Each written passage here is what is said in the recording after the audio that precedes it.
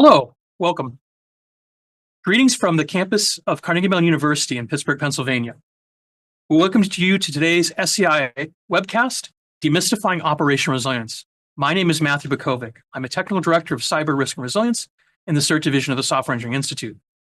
I'm joined today by my colleague, Alex Petrilli.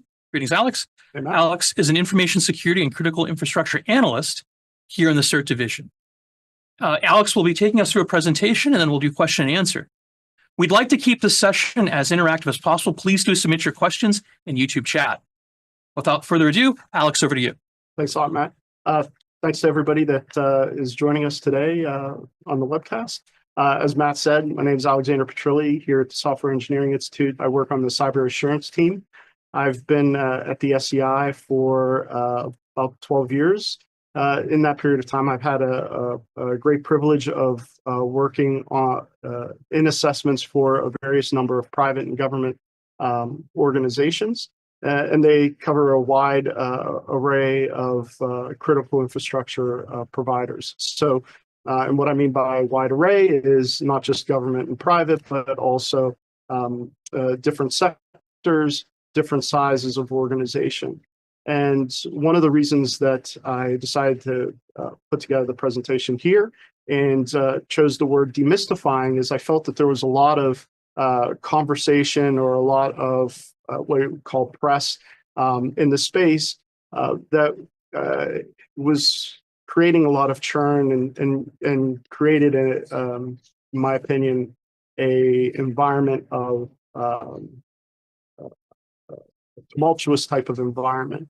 And I think that definitely puts organizations that are just starting on the path of organizational or operational resilience, it puts them on their back feet and gives them a lot of hesitancy in what they need to do next. So what I wanted to stress in this, two things I wanted to stress above all else is that there are really fundamentals to being operationally resilient. They are well within the reach of every organization, and that the concepts that we're going to be covering today, even though that they are focused on cybersecurity, they're not necessarily specific to cybersecurity. So there could be non-cyber applications to these as well.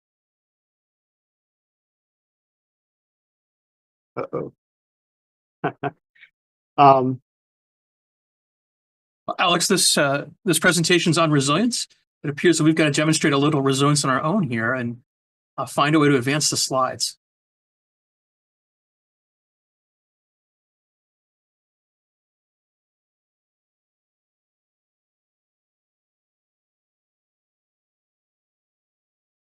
Alex, we're learning a lesson of be prepared for anything, that contingency can strike at any time, and preparation is the key. So as the team here fixes this technical problem, I just want to reinforce something you said, which is that the things we talk about today really aren't beyond the capabilities of any organization. The things we're going to discuss scale.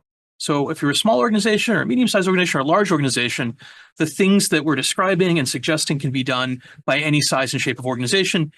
You mentioned working with critical infrastructure and operators. I'd also point out these concepts apply to our partners in the Department of Defense and also in private industry. Yep, absolutely. When you are, and when you think about it, resilience just as a more broadly speaking, we've been dealing with this concept for years, right? So, and I don't mean years, meaning just decades, but centuries. The idea of being resilient, it has certainly evolved. Technologies have evolved. How business operates have evolved, but we learned early on that banks need a nice door that people can walk through in the front and a really big, heavy door in the back that protects all the money, right? Right. So the safeguards are commensurate with the risk and also the value of the asset. It also seems to me that the very fact we're here as human beings shows the resilience that our forebears demonstrated. Right. And we're going to apply that concept, as you said, it's with the silver thread of cyber, but not exclusively cyber. We'll talk about operational resilience. And right. Maybe as we work to solve this technical glitch, let's spend just a minute, Alex, talking about the difference between cybersecurity and operational resilience. Sure. So, in my mind, I think of those in two different, I would answer that question in two different ways, right? One is for me, cybersecurity is sort of a byproduct. Security in general is a byproduct of resilience, right? And so being resilient as an organization will inherently help you become more secure as an organization, as long as you're identifying the appropriate risks. To another extent, I would also, I view it as that from a security perspective, you don't want to me, you don't want to view security as another thing that you have to do. It's really the cost of doing business. It should be considered with the same breath as we need to make sure that we have a factory. We need to make sure that we have trucks to get us to where we need to go. We need to make sure that we have bank locations. Like, it needs to be part of the regular operations of the organization. So what I'm hearing is that it's one of the requirements to meet your mission. That's right. It's one of the things you need among many things you need. And it shouldn't be viewed as this extra thing that we have to spend money on. It should be part of your overall mission. Yeah. So in a few slides, you'll explain the people asset and the technology asset and the information asset. The people asset has fixed the technology asset, and I believe we can advance the slides now. So Alex, you want to give that a try? Sure. So, as we talked about before, that, with all that churn that exists, and the waters being choppy, as we talked about the evolution of technology and threats, and certainly with the solutions that are being provided to organizations, what I really want to do is cover within this this talk is three things. One is providing some definitions that I think will help level set everybody. Then showing how those definitions apply to the overall process of being operationally resilient, and then walk them through some very specific actions that they can take as an organization to be more resilient. Excellent.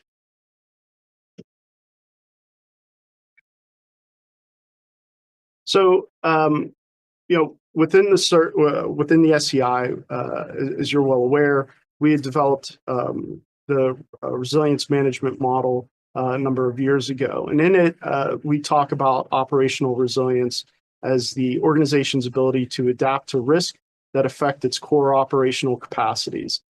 It's an emergent property of an organization that continue to carry out its mission after disruption that does not exceed its operational limit. And as we all like to use when we're giving similar talks, right, we equate operational resilience with the slinky, right, and the spring. It is expected with any organization that they're going to be able to expand and contract to meet the needs of the mission and their overall environment that they are in. And you want them to be able to experience that expansion or contraction in a way that's not overly detrimental to the health of the organization. When you say expansion contraction, when I think about a spring, as we see on the slide, or a slinky, it's really the flexing and pivoting, isn't it? Right. It's the ability to temporarily assume a slightly different form and then come back in your intended shape. Is that correct? Adaptation. Yeah. Wonderful. Right. Thanks. Absolutely. So talking a little bit about, we talked a little bit about as an emergent property. Wanted to focus a little bit on emergent, the term emergent, because it's not really a common word that we use. And an easy way for us to explain it and for folks to understand is health is an emergent property, right? And what makes it emergent is that there's it's beyond just something that you can buy. Although you can buy a treadmill, you can buy healthy food, you have to do something on your end. There has to be an activity that you are performing as an individual that ends up being healthy for you. You have to choose the healthy food. You have to choose to go onto the treadmill, right? And so what's key with emergence is that it comes from what the organization is doing, its productive activities. And so with that, I'd like to dig in the next slide and talk a little bit about the not just those productivities, but the stuff we do buy. in terms of the overall Yeah. resilience. So Alex, I really like this description of as an emergent property. It also occurs to me then that if it's an emergent property, there's no end. You don't achieve it and then you're finished, but rather it's a continuous evaluation of your health or of your operational business. Is that correct? Yeah, absolutely. That's absolutely right. And we do talk about it a little bit later, but there is no one and done, right? You have to, it is a constant process, and it will evolve, and that's okay. It will change, but it is something that you have to commit to for it to really work for you. So, as I called it, the operation and operational resilience, we use this as a way to really show the interconnection between the assets, the operations, the services, and the mission. And how they're connected together, you have to accomplish the mission, an organization will provide services, a service or multiple services, which are made up of operations and assets that perform one or more productive activities. We have, as you mentioned before, I think the different assets that we consider here at the SCI. So we have people, we have information, technology, and facilities. And I don't want to really deep dive beyond what's on the screen, but I do want to emphasize that with information, we are looking at not just what's digital, but what's paper copy. And information and technology certainly applies to both IT and OT systems as well. And your facilities could be in the cloud, they could be on-prem. You want to make sure that you're cognizant of all of those. Alex, just a question about the description of a service. An example of what a critical service would make. Let's imagine we're a bank. What would a critical service be? So, you could have banks being the number of accounts, providing checking accounts to people. Another service for a bank could possibly be the investments that they make on behalf of their people, right? Their investors. So you might have a water delivery, water for purification, energy generation, right? All those would be considered critical services. And the reason we use that term critical is we're really focusing on why that organization is in business, right? And not fixating less. There are very important things that the organization does, but there are things that the organization is doing that really supports its mission. And we want to focus more on that mission, which is why we use the term critical service. Thanks, Alex. So now that we talked a little bit about that interconnection between assets and operations and so on, what I wanted to highlight here is the propagation that occurs when a disruption happens to the organization. What we have found is that these disruptions occur at the asset level. If you wouldn't mind, thanks. So you have a asset level disruption that occurs when a risk is realized, and so it could be a technology asset that goes down. It could be, case of insider threat, you would have a person that is compromised. You could have files that are compromised, or a facility, because again, we're talking about beyond just cyber. You could have a hurricane or something along those lines that might affect the facility. But it always happens at the asset first. Once that disruption occurs, then it'll propagate to the next level, which is your operations. So once the operations are impacted, that's going to continue to build in its impact and its disruption. And then eventually that's going to propagate to the services and then the mission itself. So Alex, I'm seeing a one-to-many relationship. It seems in this case, the technology asset has been affected. It's been impacted by a realized risk, and then multiple operations or pieces of operations have been negatively impacted. Right. I think it's important to point out that there's a one-to-many relationship with these things. Right.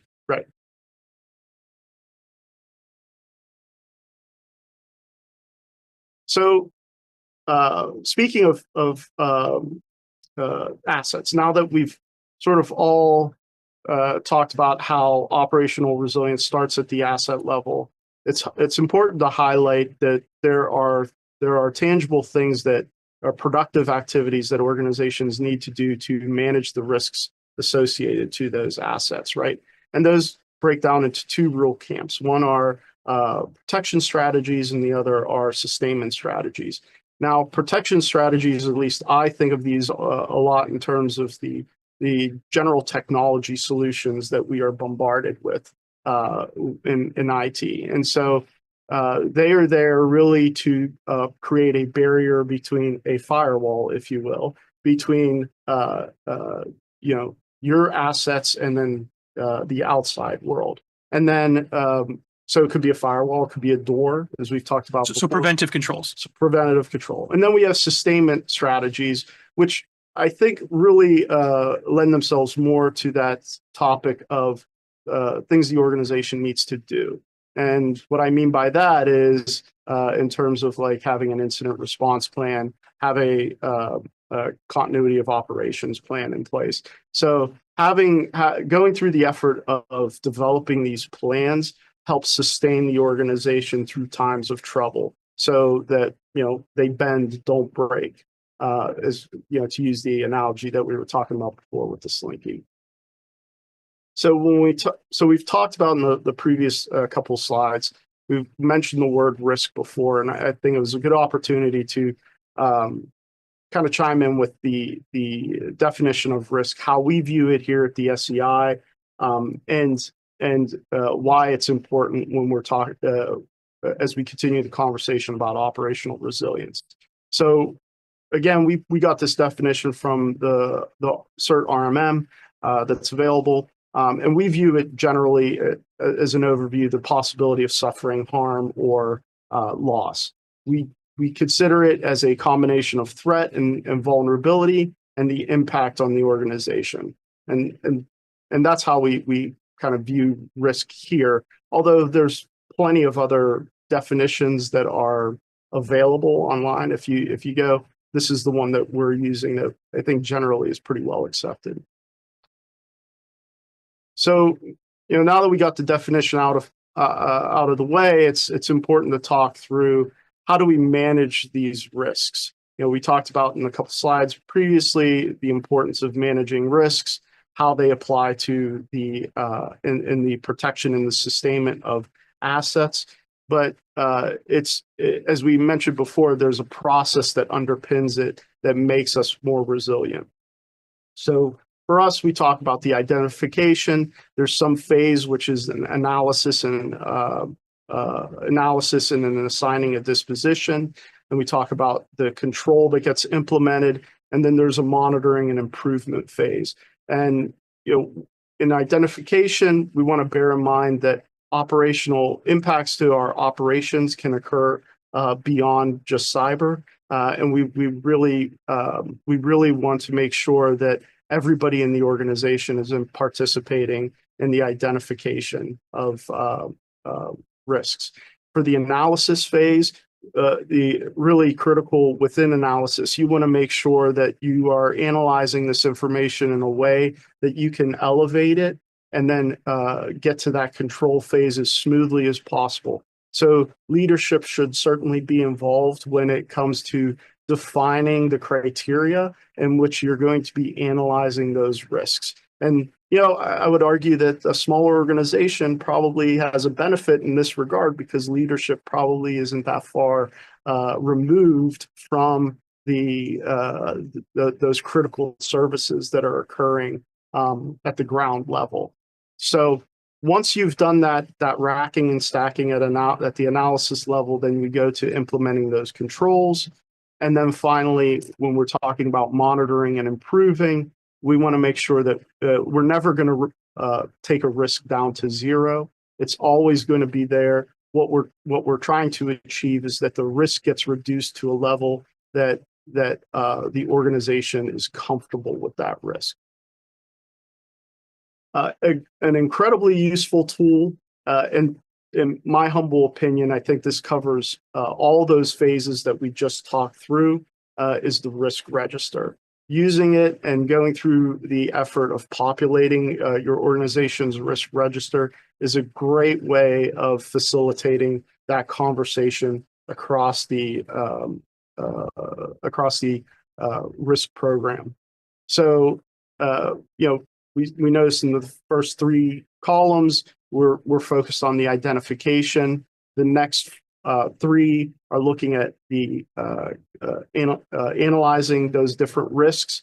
You'll notice that the high and medium, we have additional content in there to help clarify what is the difference between high, what's the difference between medium. These are certainly areas where leadership can be involved to help facilitate that conversation. And then ultimately our risk score, which is there, provides an ability to rack and stack all the different risks that get identified. And what's important about the risk score is it's an expected monetary value, meaning it doesn't reflect the cost of implementing the change. It really just reflects the cost of the risk itself, the impact of the risk itself. And so, and then the last three columns there talk about the monitoring, the control and monitoring phase. So, really useful tool. The link above provides, within the SCI, has developed the Octaforte book that goes into detail on your risk management program. That's a great tool.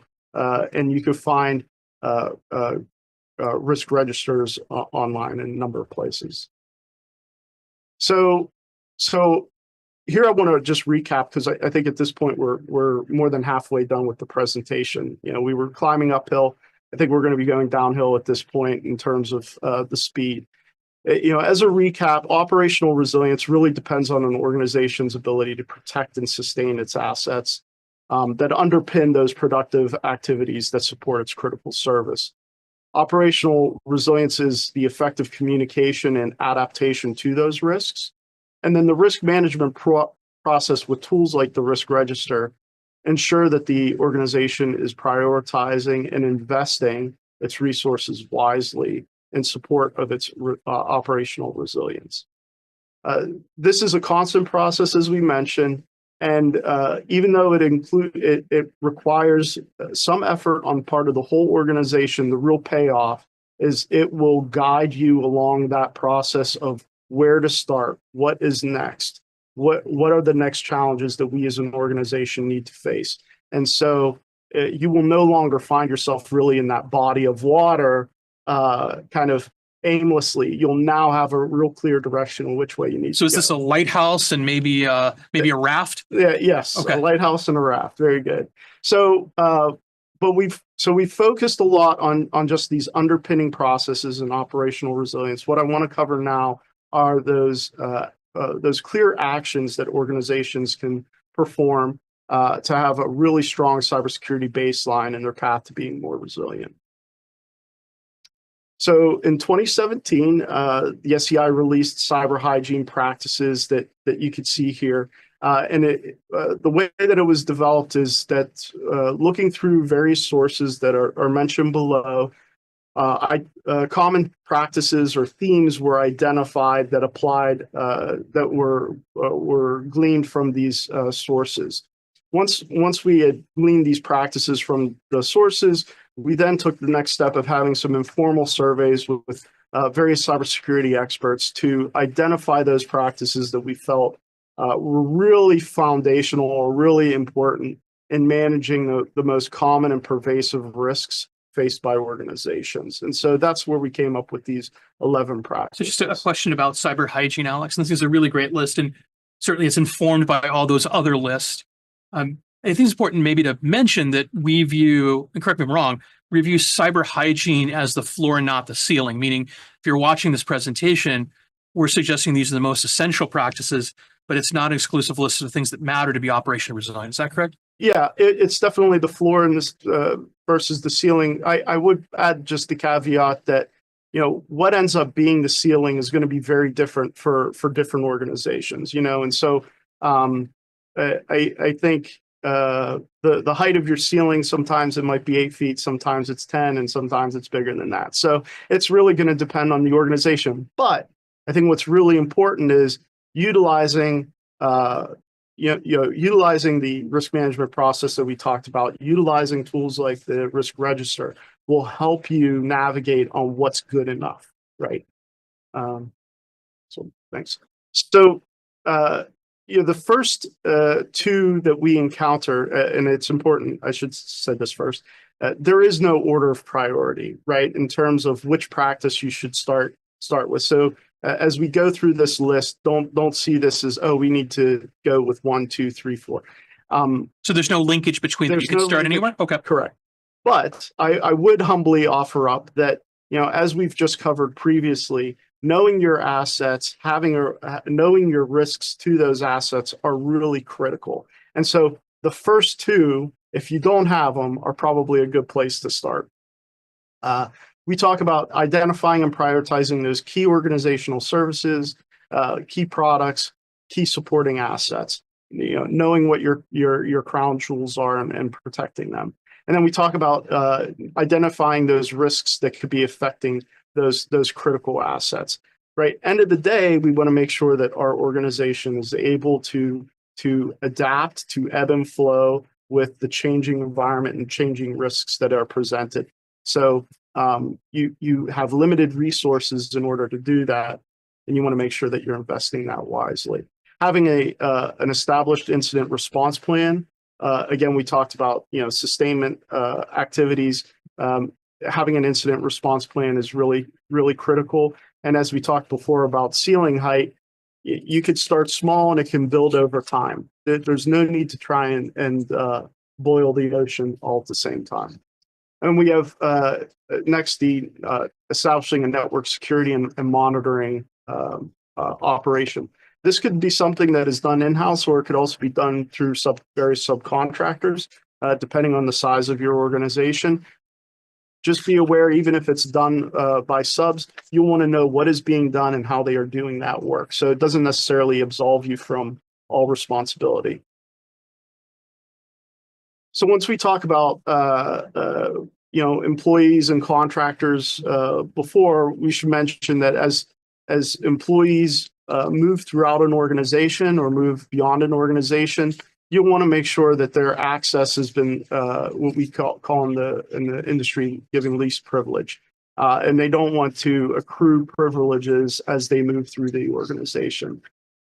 We want to make sure that technology changes. We're managing technology changes, not just a good way to make sure that your inventory is up to date, but also to make sure that any protections that need to be in place with those new technologies are considered. And finally, we have implement controls to protect and recover data.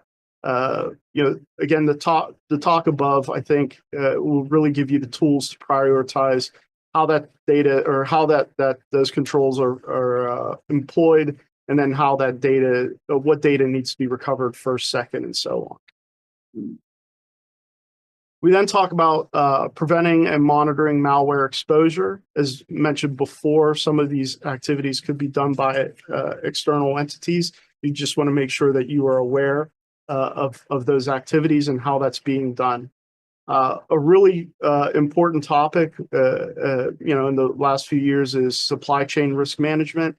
And so you certainly want to be aware of the risks associated with your suppliers.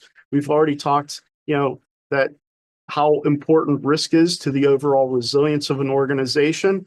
That applies to your contractor base as well. If they are not managing their risks appropriately, that could have a real impact to you and your ability to meet your mission. So we should view them as an extension of our organization. Absolutely, that's correct. That's correct. And then performing cyber threat and vulnerability monitoring and remediation is another activity or action that organizations should be engaged in. And finally, what we, people are not spared from, anything on the to-do list. And so we want to make sure that the people are being educated on their responsibility, because, bad things happen for innocent reasons. Phishing is a real thing, is a real problem. You could click on a link by accident. You just want to make sure that people are cyber aware and understand the things that they need to be doing to make sure that they're protecting the organization. So what I'm hearing then is the people asset has a set of controls and a set of capabilities you can make better with things like training. Yeah, absolutely. Well put. Thank you. One of the things that we found, again, within the assessment team at the SEI here is a really strong indicator of resilience is whether an organization had, for a particular area of work, a plan for the work involved. And I don't want to conflate the word plan with the disaster recovery plan or incident management plan. Those are products of the work. What I'm referring to here, the plan here is the budgeting, the resource, the coordination, the management that's required to develop and maintain those plans that end up guiding the organization. And so even if that plan is a checklist, it does not have to be long and drawn out. You do want to have something in place that helps manage those supporting activities, those programmatic. Sorry, having a plan is an indicator of process maturity. And I know that's probably part of this presentation, but not the heart of it today, which is we're big advocates here at the SEI of building processes that exhibit the dimension being predictive, right? So if we plan in a way that allows us to be repeatable, we can have greater justifiable confidence in how we perform the next time we encounter something. Right. And end of the day, that will make you all the more resilient. And even though it's not part of the 11 steps that we've talked about previously, I wanted to add this because it was such a strong indication of overall maturity and resilience within. So as you grow, as you move beyond these 11 practices, think about having a plan or have a plan in place as you expand, so that you're doing it in a thoughtful way. So here at the SEI, we've mentioned before the assessment team. We offer CRA as an assessment tool for organizations. It's a flexible assessment. It could be done in either a day or over multiple days, depending on the availability of subject matter experts. It not only covers the hygiene practices that we had discussed earlier, but it goes well above and beyond that to a lot of content that's within the risk management model or the resilience management model, excuse me.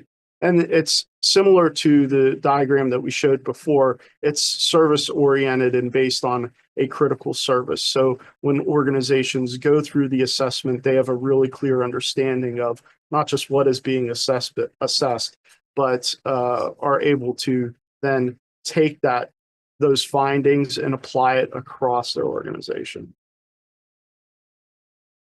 So for me, the takeaways, right? Resilience doesn't need to be reimagined, or we need to throw the baby out with the bathwater. I think we just need to stop and calm down and demystify some of the concepts that were associated with resilience. Resilience is the effective communication of an adaptation to risks. You want to make sure that you're considering not just your protection of the assets, but their sustainment too. Each organization is going to be unique. They're going to have their own risk profile. They're going to have their own risk categories, their own risk register. Their definitions are going to vary, and that's okay. You want to implement a risk program of some sort. The link provided earlier to Octaforte can help in that regard. And you'll certainly want to develop a plan that codifies those hygiene practices. and then perform those activities that address each hygiene practice to reduce risk to a tolerable level. So even, I would just highlight with that bullet, once you've, identified those assets will then have to, those assets will change over time. It's only normal. So you just want to make sure that you're continually going through the process of making sure that your assets are being identified, making sure that your incident response plan is up to date with the risks that you're most concerned about, the threats you're most concerned about. And then finally, you want to use an assessment like the CRA to help your cybersecurity program even further.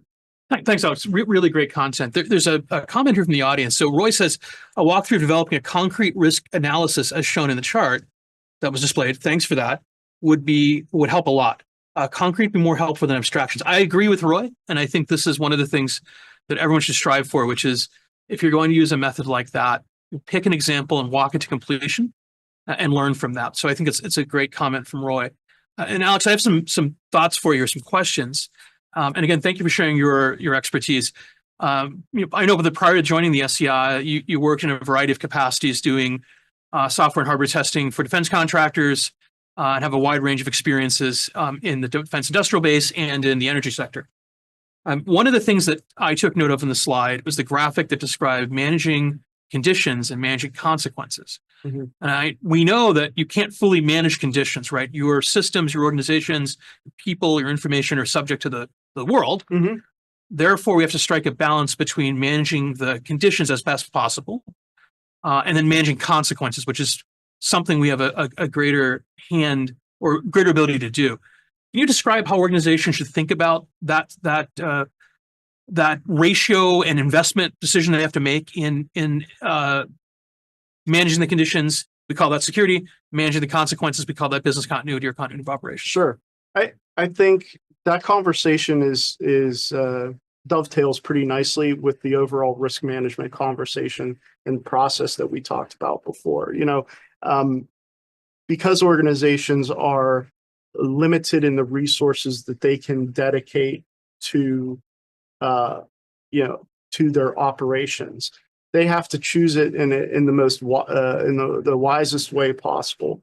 And so organizations that I was a part of, some organizations really expended a lot of resources in terms of documentation, in terms of processes that they wanted to have implemented. And then other organizations did not feel that there was a benefit to having that level of documentation and processes.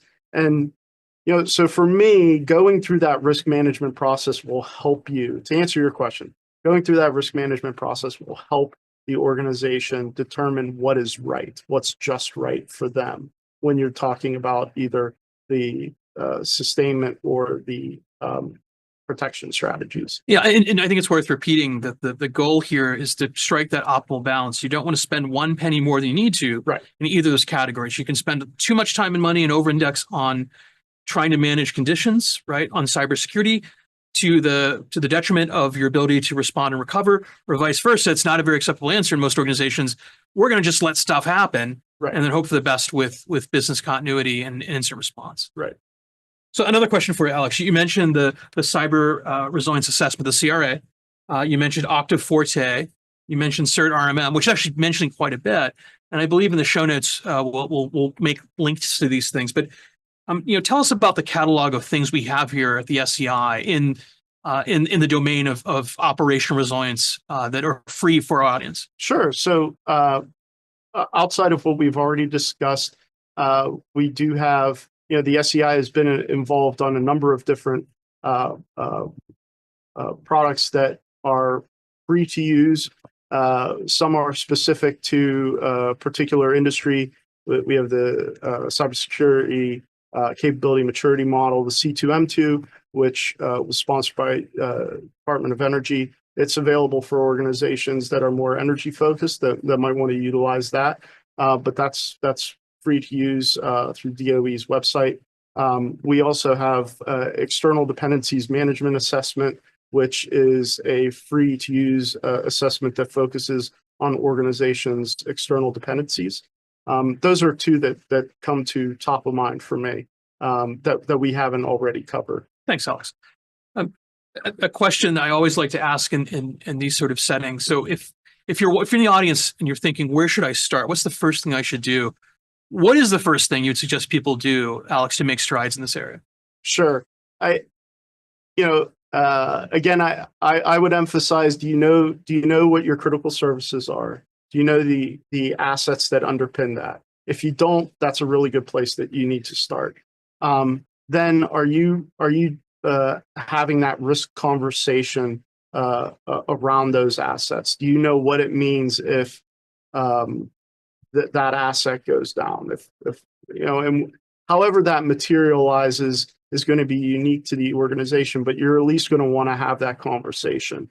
I think more broadly speaking, if I was even going to pick between those two, having a risk management program across your organization is tremendously helpful, because I think that will then allow you to start looking at this beyond just like a small team. Maybe just the IT team is asking this question and wants to set it up.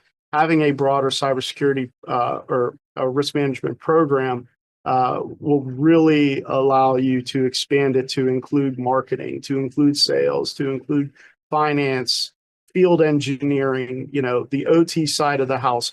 All of those other entities within the organization have risks, operational risks associated with them too. And so you want to look at all of those things together. I agree, Alex, that organizations need to start with understanding their mission in a fairly detailed way, understand the critical services, things they do. For instance, if you're a bank, it might be clearing and settlement or deposit services, right? But discrete chunks you can think about to the commenter online, Roy's point, then you can do a risk assessment of that specific stream, requiring an understanding of your assets. I would posit that if you don't understand your assets and their association with the services and mission, you really can't do these things well. Right. Something else to stress that talks about that, like next steps. I don't want to give the impression you could get really advanced with all of these actions, right?